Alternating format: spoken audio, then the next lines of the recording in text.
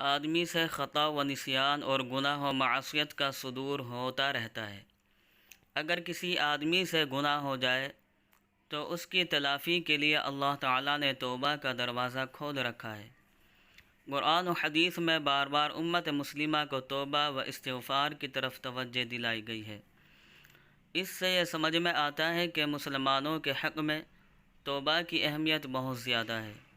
آدمی سے جب بھی گناہ ہو جائے تو اسے فوراً سچی توبہ کرنی چاہیے، پھر اس کے نتیجے میں اللہ تعالیٰ بندے کے اس گناہ کو معاف فرما دیتے ہیں اور بندہ پاک و صاف ہو جاتا ہے۔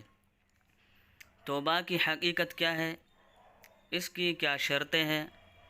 اس کے فوائد کیا ہیں؟ سچی توبہ کسے کہتے ہیں؟ اس حوالے سے چند سطریں ذیل میں لکھی جا رہی ہیں۔ توبہ کی حقیقت۔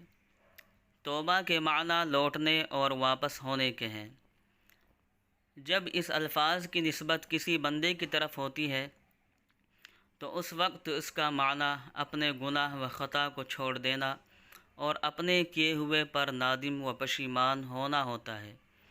توبہ کی اصطلاحی تعریف کے حوالے سے علامہ آلوسی فرماتے ہیں، بندہ اپنے گناہوں سے باز آ جائے اور اپنے کیے ہوئے پر نادم و پشیمان ہو، اور گناہ سے یہ توبہ اس وجہ سے ہو کہ وہ گناہ ہے، اس لیے نہ ہو کہ اس میں کوئی جانی و مالی نقصان ہے، اور یہ عزم و ارادہ کرے کہ حتی المقدور دوبارہ یہ گناہ نہیں کرے گا۔